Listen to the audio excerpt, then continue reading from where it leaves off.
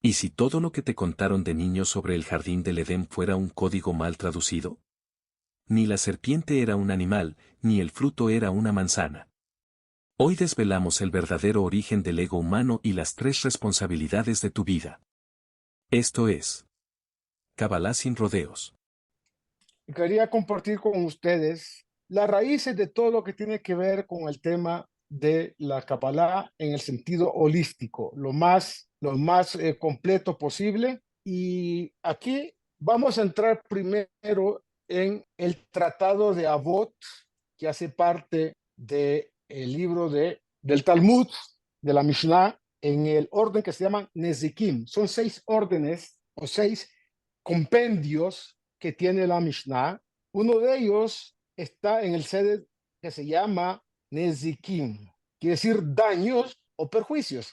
Y fíjense que la primer Mishnah de la cual habla este Perek, el primer capítulo del Tratado de Avot o Masejet. Tratado de Avot es Masejet en hebreo, es tratado. Una palabra que es importante que la tengan memorizada. Y se llama también Pirkei Avot. Esta Mishnah dice lo siguiente: Moshe Kibel, la palabra clave acá. Kibel viene a ser una raíz de la palabra Kabbalah. Kibel significa recibió. Moshe recibió. Moshe Kibel Torah mi Sinai. Moshe recibió la Torá, no dice en el Sinaí, en el monte Sinaí, sino del monte Sinaí. Esta misma expresión ya abre un interrogante: ¿por qué la Mishnah no dijo Moshe recibió la Torá de Dios en el monte Sinaí? Dice Moshe Kibel. Moshe recibió la Torá, ¿donde? En el monte Sinaí, pero no dice el lugar, sino dice de quién la recibió. ¿Y de quién la recibió? El monte Sinaí. Evidentemente, no es que Moshe recibió algo que el monte le entregó, sino que esto quiere decir varias cosas. Lo primero es que ahí comienza el ejercicio de la recepción de la Torá. Kabbalat Torah significa literalmente recepción de la Torá, que implica también la mal llamada parte mística de la Torá. Entonces, esta palabra kibel es fundamental porque está diciéndonos, entre otras explicaciones, que ahí comenzó a recibir el pueblo de Israel lo que llegó a ser toda la Torá que conocemos hasta el día de hoy, incluyendo 4 niveles de profundidad de la Torá que normalmente las personas que no están, digamos, muy interesadas o que no han tenido la instrucción o que no han escuchado, normalmente no han escuchado sino solamente el cuentico, el relato literal de lo que es la Torá. La Torá es mucho más que eso. La Torá tiene 70 aspectos diferentes de cada uno de los 4 niveles de profundidad que tiene la Torá. O sea, si multiplicamos Shivim Panim la Torá, 70 fases de la Torá, por cada uno de los niveles de conocimiento, de aprendizaje o de profundidad, nos encontramos con un océano o varios océanos o cientos de océanos que responden a lo que es la verdadera dimensión de la Torá. Y ya se habla de una pentadimensión de la Torá, o sea, una quinta, y tiene lógica, porque cada uno de los libros de la Torá corresponden a uno de los niveles que tiene el alma judía. El alma está compuesto por 5 niveles, de los cuales normalmente el común de las personas apenas tiene uno completo o máximo 2. ¿Cuáles son esos niveles que tiene en la profundidad de la Torá? Primero se llama Peshat. El Peshat es la parte literal de lo que dice la Torá. Moshe recibió la Torá en el Sinaí. Bueno, eso es lo literal.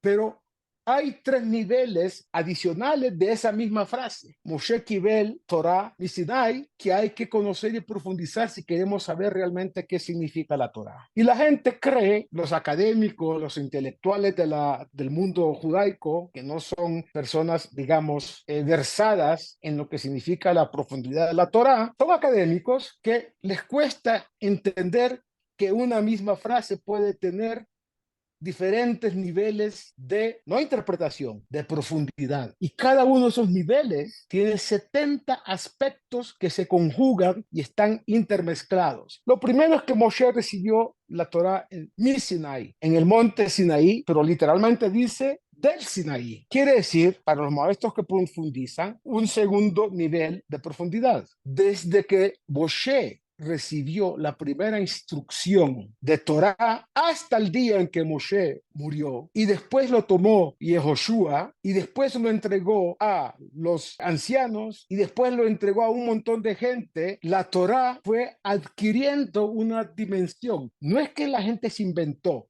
sino que se fue revelando dimensiones distintas de las palabras literalmente o gramaticalmente expuestas en la Mishnah. Esta es una innovación que poca gente lo sabe. Dice mi Sinai porque es el comienzo de la recepción. Cuando una persona, alguien le ofrece algo y esa persona está dispuesta a recibirla, aquí el proceso de Kabbalah es en doble sentido. Está el que la entrega, y en este caso es Dios que tiene una cadena, un shalshelet se llama en hebreo, una cadena que él está sosteniendo, comillas, en su mano. Dios no tiene manos, que es una manera antropomórfica de hablar, sosteniéndola, y se la ofrece al ser humano. Agárrela, que es importante, agárrela, que es interesante, agárrela, que eso le va a ayudar a desarrollarse, como digo, holísticamente como un ser humano completo, integral. Pero al mismo tiempo la persona que va a recibir y va a tomar con su mano esa cadena para hacerla propia, esa persona está también en un sentido de Kabbalah, de recepción. Tengo que yo tener anuencia, interés, voluntad de recibir eso, a ver de qué se trata. Entonces, el pueblo de Israel recibió esa Torá, pero la Torá no solamente es, como dije, el cuentico que aparece literal allá. Y esto es importante que lo entiendan. Cuando una persona quiere entender la Torá de manera profunda, holística, integral,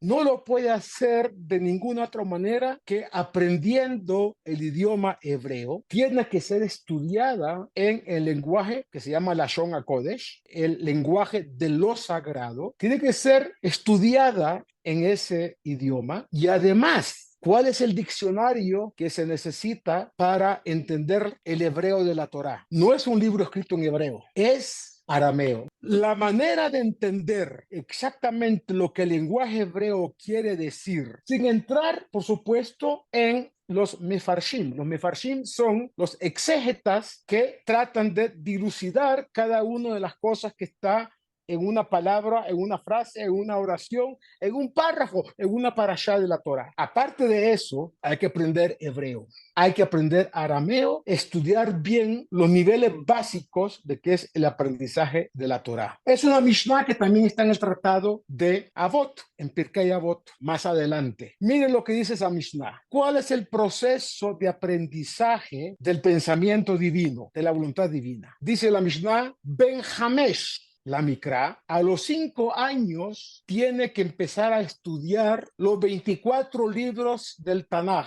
5 libros del Pentateuco, o sea, la Torah misma, Nevi'im y Ketuvim, a los 5 años. Benjamesh, la Mikra. ¿Cuánto tiempo va a demorar el estudio de la Torah en su forma literal, que es el Peshat? 5 años. Benjamesh, la Mikra. Mikra es todo el Tanaj.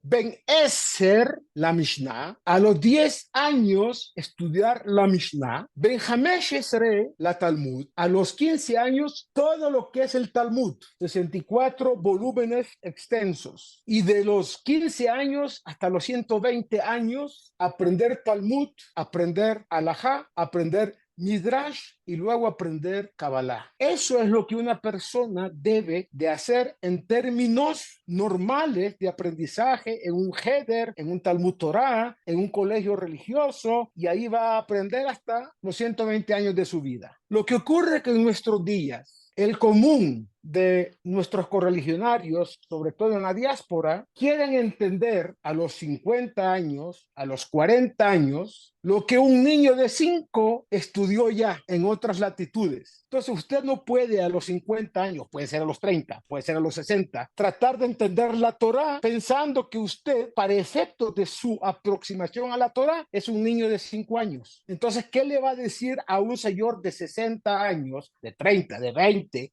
lo literal que debió haber aprendido a los 5 años? Ah, no, eso es un cuentico ahí bien bonito, pero eso ya no está, digamos, vigente, es Dios libre. Obsoleto es algo para los viejos o para la época de antaño. Hoy somos gente preparada, intelectuales, grandes académicos.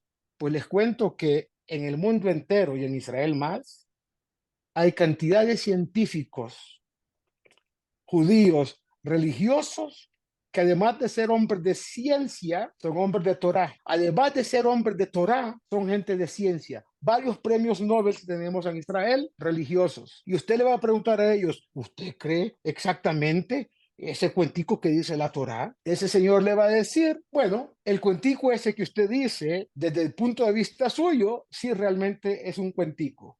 Desde el punto de vista de aquellos que ya estudiaron el nivel básico, eso trasciende la información literal que nos está dando la Torá, porque falta el proceso, y el proceso se llama Kabbalah, recepción de la sabiduría divina, Chochmat Hashem, la sabiduría de Dios, Chochmat Haemet, la sabiduría de la verdad, o Chochmat Hen, que significa la sabiduría oculta de la Torá, no mística, oculta de la Torá. Y les voy a dar ejemplos. La palabra primera que aparece en la Torá, en el Sefer Bereshit, es aquella que dice Bereshit bara Elohim et hashamayim ve'et haaretz. Si yo me quedo con el significado literal, en hebreo no tiene sentido. Y esa es la gran ironía que aquellos que estudian la Biblia en idiomas occidentales y no lo estudian en el hebreo, con el apoyo del diccionario arameo, no es el diccionario, es el idioma arameo, nunca vamos a entender qué quiso decir Bereshit bara Elohim et hashamayim ve'et haaretz. Porque hay una figura gramatical en hebreo que se llama semihut. Semihut es cuando dos palabras están conectadas para dar una información. Por ejemplo, cuando usted está hablando de la Megilá de Esther, usted no dice en hebreo Megilá Esther, dice Megilat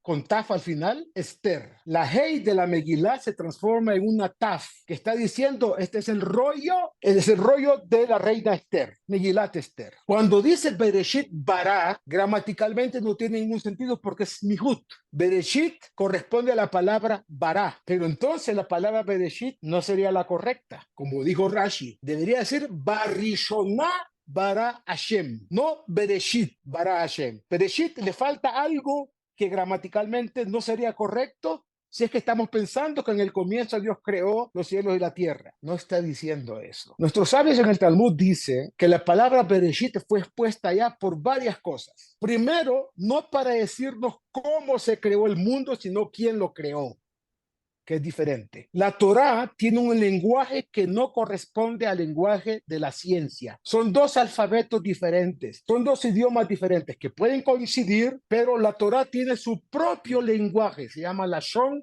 HaKodesh, hebreo. Y el lenguaje de la ciencia es otra cosa. Entonces, de ese versículo no estamos aprendiendo el proceso de la formación del mundo. Estamos aprendiendo el proceso de quién lo creó. Entonces, si fuera en el principio de la creación, Dios hizo los cielos y la tierra, diría Barishoná. En el comienzo de la acción divina, Dios creó cielos y tierra. No es esa la intención. Así lo traducen a idiomas vernáculos, a idiomas occidentales, español, inglés, francés, cualquier cosa. Entonces, ¿qué quiere decir? Quiere decir algo increíblemente. El Talmud dice, por causa de dos cosas Dios creó el universo. Por una cosa que se llama Reshit Darko, literalmente el comienzo de su camino. ¿Camino de quién? El camino de Dios, de la creación del universo que creó Dios. En un momento determinado fue creado, pero no está diciendo que este es el principio de lo que Dios creó. Está diciendo por una causa que llevó a Dios a pensar, comillas, antropomórficamente, en crear un universo, pensó en una razón. ¿Qué es Reshit Darko? La Torá. Por causa de la Torá, Dios creó un universo donde la Torá tenía que ser entregada a aquellos seres más adelantados, quiero decir, el género humano, no estoy hablando de los judíos solo, al género humano.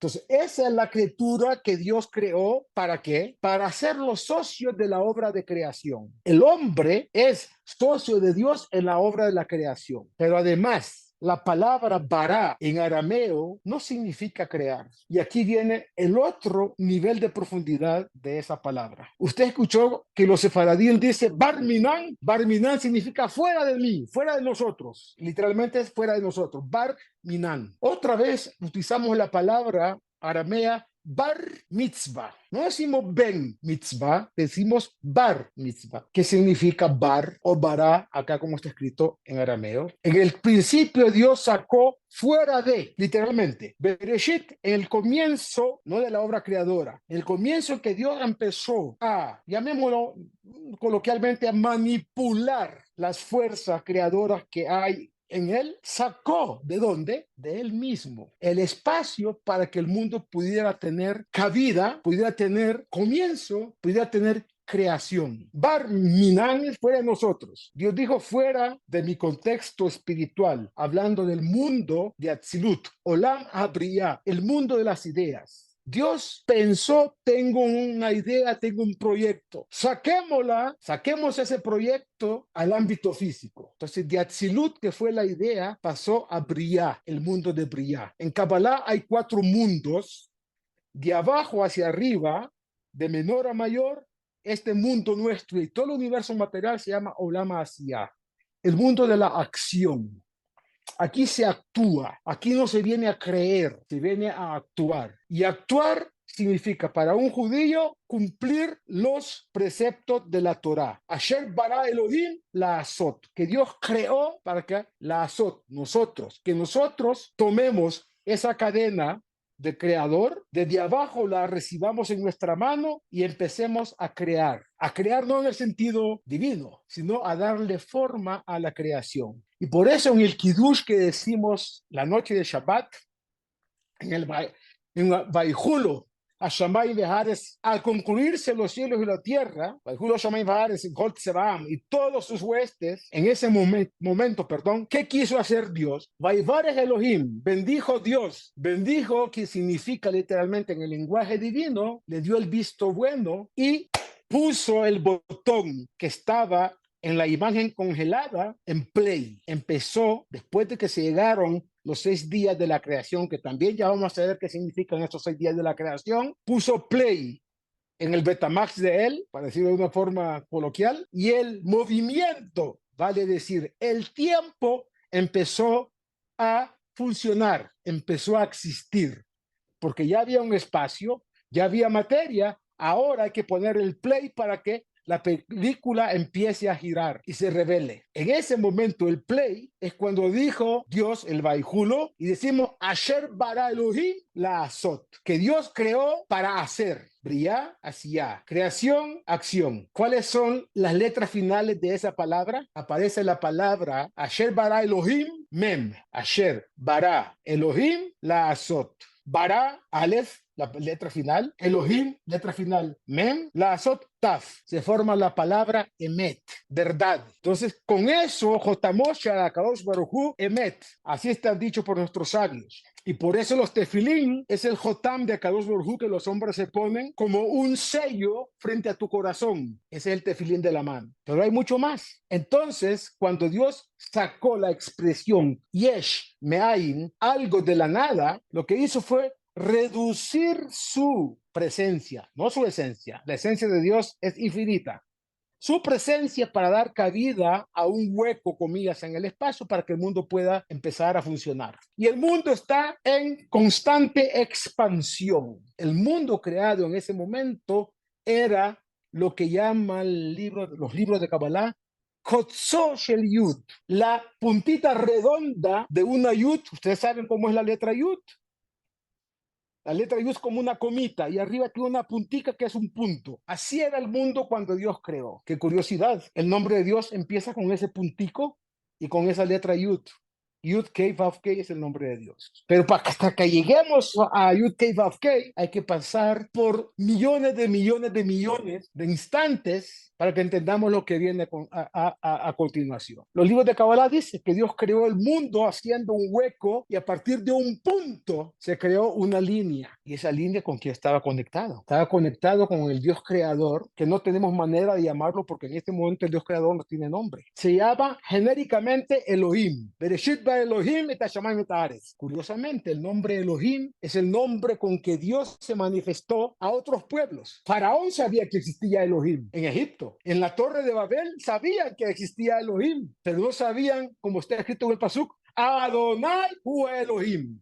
Yud Kei Vav Kei es la expresión infinitamente más elevada de una divinidad con nombre genérico. Elohim es el creador con nombre genérico. ¿Cómo traducen los cristianos o de otras religiones la Biblia? En el principio el verbo. La Torah no dice Bereshit bara etadibur, el verbo como dicen lo que te traducen a idiomas occidentales. Llaman que Dios es el verbo. Hablen con evangélicos y le van a decir el verbo, el verbo, el verbo. Están hablando de la primera comunicación, la primera operación de transmisión de información a los seres humanos. Eso es Bereshit bara Elohim et hashamayim et haaretz. Y entonces aquí estamos hablando que ya cualquier hombre de ciencia dice, wow, yo no sabía que esta vaina era por ese lado. De pronto me estaba dando la impresión de que la Torah es un cuentico ahí que no tiene nada que ver con el desarrollo de la inteligencia, de la ciencia, de la academia y todo. Y de repente va a encontrar lenguajes comunes, no similares, pero bastante comunes a lo que es el lenguaje científico. Y ahí está, ¿dónde? En la Torah, pero no en la superficie del agua, en la profundidad del océano. Entonces, realmente, profundizando un poquito más, lo primero que nos dice el Talmud, por un lado, los Midrashim, por otro lado. Los Midrashim son información que dieron los rabinos en diferentes textos para, de alguna manera, digamos, para subsanar el hecho de que en algunas situaciones hay una especie de laguna, hay una laguna de información. Y nos dicen allá los Hajamim que Be'asara ma'amarot nivra ha'olam. Literalmente, con 10 dichos del Creador, Asara ma'amarot, con enunciados, 10 enunciados, Dios creó el universo. ¿Cuáles son esos 10 enunciados? Aquí empieza el número 10 a aparecer. Los 10 enunciados son las 10 veces que la palabra Elohim aparece en los versículos que hablan de la creación del universo. Y uno empieza a contar, wow, no hay 10, hay 9. ¿Por qué me están diciendo 10? Dice el Talmud, porque la palabra Bereshit también es unos enunciados de Dios. Entonces ahí son 10 enunciados. ¿Qué? El significado que tiene esto es que estas 10 fuerzas creadoras utilizadas por Dios se van a manifestar a lo largo de toda la obra de la creación, la entrega de la Torá, la salida de Egipto, la recepción de la Torá y hasta nuestros días, ese número 10 se va a manifestar continuamente. Los 10 en Ma'amarot son 10 huecos que Dios creó, comillas, en su mundo muy de él, donde solamente él estaba y no había nadie más, y creó una especie de huecos, como si una pantalla estuviera dividiéndonos o separándonos de Dios. Y esas 10 Ma'amarot crearon una relación con las criaturas creadas por él. Posteriormente, el Pirkei Avot, Masejet Avot, dice que 10 generaciones pasaron desde que Dios creó a Adán Rishon hasta Noah. 10 generaciones. Y 10 generaciones pasaron desde Noah hasta Abraham. Y 10 plagas ocurrieron en Egipto. Y 10 mandamientos entregó Dios. No son mandamientos. Se llaman Aseret Adiberot. Los 10 enunciados, que son más que mandamientos. Yom Kippur es el 10 de Tishrei. El día donde hay una conexión de nuestra alma muy profundamente con Dios. Pero 10 personas se necesitan para el minyan. Ese es el mínimo para que haya una tefilá completa. Si no hay 10, no se puede decir Kadish, no se puede decir Kedushá, no se puede sacar el Sefer Torah, en fin, todo ese cúmulo de cosas. 10. ¿Qué es esta conexión de 10, 10, 10, 10? Pues no es otra cosa que la conexión con las 10 vasijas o instrumentos que se llenan de energía divina y mediante los cuales el hombre y el universo entero recibe el influjo de la luz divina, la conexión con su creador, y se llama las 10 sefirot que habla la Kabbalah. El primer día que aparece son 10 enunciados divinos, que mediante esos 10 Dios dijo, Vayomer Elohim Naase Or, dijo Dios, hágase la luz, y la luz se hizo. Vayar Hashem Kitov, y después Dios dijo, hagamos al final al hombre a nuestra imagen y semejanza, que hay que entender que significa imagen y semejanza de Dios, ¿no? Dios no tiene imagen, por lo tanto no tiene semejanza. Y por eso Dios es uno, único. No hay quien se le asemeje a él. Pues de ahí, Shema Israel, Hashem Elokeinu, Hashem Echad. Es uno, no en número, es único. Entonces, ¿qué quiere decir la Torah cuando está diciendo que Dios creó al hombre de su imagen y semejanza? Curiosa pregunta, ¿no? Eso Vayomer Elohim, y dijo Dios, son 10 veces que aparece Vayomer Elohim. Los primeros 10 con los cuales Dios se conectó para crear el mundo. Los segundos 10 tienen que ver con las generaciones que Dios creó desde Adán hasta Noah. Cada generación tenía un papel para hacer. Todos fracasaron. 10 generaciones pasaron de Noah a Abraham. Hasta Abraham, incluso Noah también fracasó. Después, 10 plagas de Egipto. Dios redujo el poder del faraón, que se consideraba el mismo Dios, con 10 plagas. ¿Por qué? Porque Faraón dijo, ¿quién es ese Dios que tú me estás mencionando? Lo Yadati. No sé quién es él. Dicen nuestros sabios en el Midrash que había ahí el bibliotecario del faraón y fue a buscar en los libros antiguos quién era Yud-Kei Vav-Kei, ese Dios del que está hablando este señor que se llama Moshe y su hermano Aarón. Fue a encontrar en sus archivos. ¡Wow! Dije, sí, aquí está el nombre de Yud-Kei Vav-Kei. Y fue donde el faraón le dijo, sí, sí, sí, existe. ¿Y qué le contesta? ¿Qué le dice él al faraón? Benei Tovimhu, de aquellos que él es el padre de aquellos hijos que se llaman Benei Tovim, los hijos buenos de Dios. ¿Quiénes son esos? El pueblo de Israel. Tan sencillo como eso. Entonces el faraón dijo, pero yo no lo conozco, yo no sé quién es. Dijo, no me conoce, ya me va a conocer. Dios le mandó 10 pruebas complicadas, que son las 10 plagas. Los cristianos dicen 7. Las 7 plagas de Egipto. No están enterados ellos que son 10. En el judaísmo no hay teólogos, a Dios no lo estudiamos. Estudiamos su voluntad, sí. Estudiamos su presencia, sí. Estudiamos sus principios éticos, sí. Estudiamos también los preceptos que Él nos encomendó para que cumplamos con aquello que dijimos al principio, que el hombre, por efectos de filtración, fue el judío, que finalmente se convirtió en socio de la obra de creación. Asher ba Elohim la'asot, Jotamosh al-Kodesh Emet, somos socios de la obra de la creación. A propósito, en arameo, la palabra mitzvah, ¿saben de dónde viene? Betzavta, que significa en compañía de. Cuando nosotros cumplimos una mitzvah, estamos acompañados de Dios. O, si lo quiere ver de otra forma, nosotros acompañamos a Dios. Betzavta quiere decir en compañía. Las mitzvot que hace un judío individual tienen que ser acompañados de otro judío, a veces de 10, a veces de mucho más, cuando estamos hablando de una jupá donde se están fusionando 2 almas en una sola, que es la pareja en el matrimonio. En fin, el tema es que ahí aparece el número 10 por todos lados. Hagamos un poquito de historia y vamos a rebobinar y llegar a Adán Arishon y su consorte Javá, Adán y Eva. Dios le dijo a Adán Arishon en un momento determinado algo que todavía no se ha entendido profundamente, incluso en el pueblo de Israel. Le dijo, de todos los árboles que hay en el jardín del Edén, puedes tomar, puedes comer. Ahí habían 2 árboles, dice la Torá. Uno era Etz Haim, el árbol de la vida, y al lado de ese árbol estaba Etz Hadaat, el árbol del conocimiento, del bien y el mal. Y entonces le dijo Dios al hombre, de este árbol no vas a comer. ¿Cuál árbol le prohibió? No el árbol de la vida, el conocimiento del bien y el mal. ¿Por qué le dijo Dios que no debe comer eso? Porque en el momento que comas de ese árbol, todavía no vas a estar preparado para entender qué significa el conocimiento. Y Dios de manera tácita le dijo que del árbol de la vida podía comer. El hombre no buscó vivir eternamente, vivir, no sé si eternamente, continuamente, muchísimos años o lo que sea que signifique eso. Buscó, ni más ni menos, que poner en tela de juicio por qué Dios no quiere que yo conozca, comillas, que yo pruebe ese árbol para que yo conozca. Y aquí aparece la figura del Nahash, la serpiente.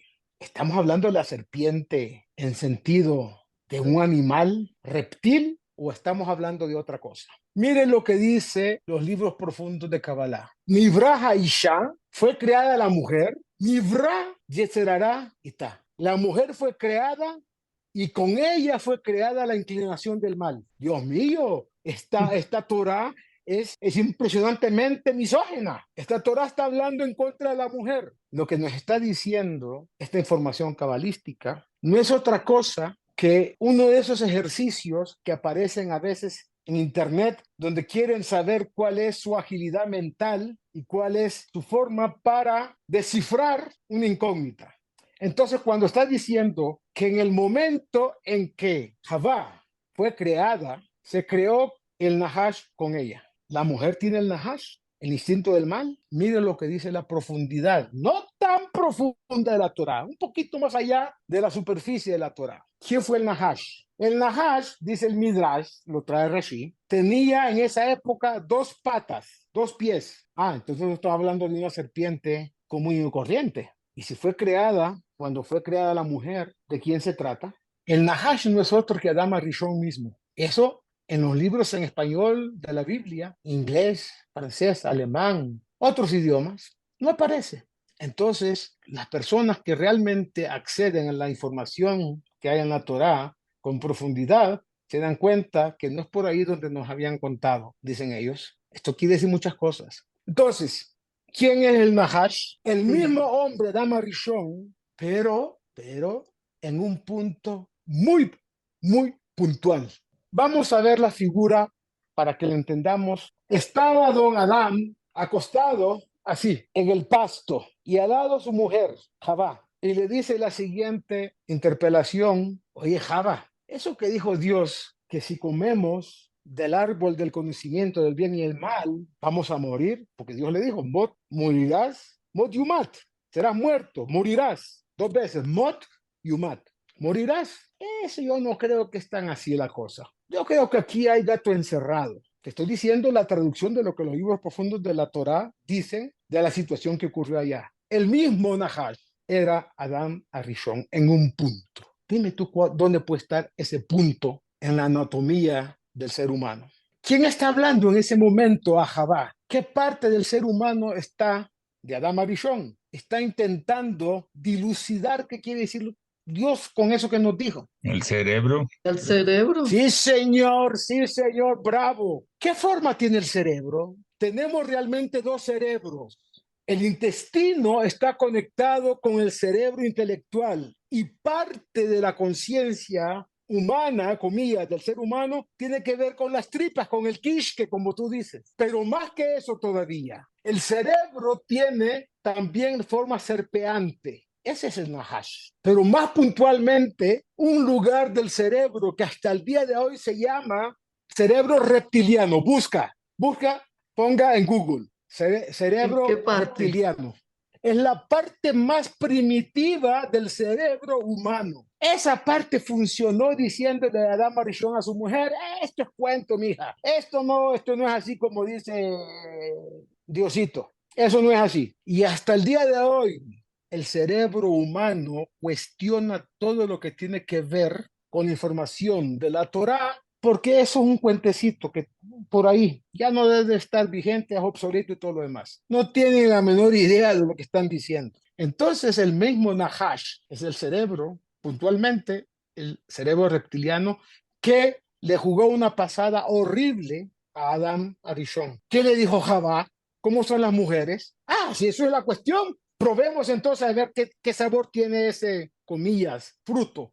¿Por qué todas esas generaciones fracasaron? Desde el primer hombre. Una sola cosa le dijo Dios: no comas, precepto prohibitivo, no comas de este árbol. Uno solo. Habían 2, del otro podía comer. No le interesó el árbol de la vida, le interesó a ver qué se esconde detrás de todo esto. Esa es la psiquis humana, la pseudo-intelectualidad que ponen cuestionamiento. Hay que cuestionar todo, es verdad, la Torá, el Talmud todo es preguntas, cuestionando todo, pero no para quedarse con la pregunta, sino para buscar las respuestas. Entonces termino con esto que quería decirle. El hombre fracasó desde Adán Rishon hasta que llegó Abraham Avino en 3 tipos de responsabilidades. La primera, cuando Dios le dijo a Adán Rishon: ¿dónde estás? Comillas. Ayeka. ¿Acaso Dios no sabe dónde está? Pero quería hacerle una pregunta retórica para ver qué contestaba Adán Arishon. Dijo: no, escondido porque me dio vergüenza que estaba desnudo.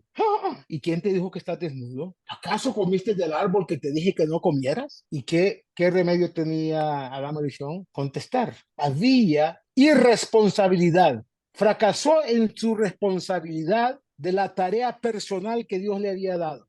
Cuando Caín mató a Abel, sabemos el asesinato de un hermano al otro, fratricidio. Palabras más, palabras menos, Dios le pregunta, oye Abel, ¿dónde está tu hermano Caín? Ya Dios sabía que Caín estaba sepultado y su alma ya estaba junto a él, allá arriba. ¿Qué le contestó el sinvergüenza de Caín? No, ya Dati, yo no sabía que yo soy el guardián de mi hermano. Le contesta de una manera, le dice, irresponsable, mataste a tu hermano y crees que yo no lo sé. ¿Qué le contestó? Es que él tuvo la culpa, evadiendo responsabilidad moral. Yo no tengo ninguna responsabilidad. Él me provocó. A mí se me ocurrió traerte un corbán, un presente para ti, y él también te trajo y tú preferiste el de él. Claro, tú me trajiste lo peor de tu cosecha. Él me trajo lo mejor de lo que él tenía, evadiendo responsabilidad moral. Y cuando Dios le dijo a Noah la historia de que Dios iba a destruir porque el mundo, el ser humano se había corrompido de una manera increíble,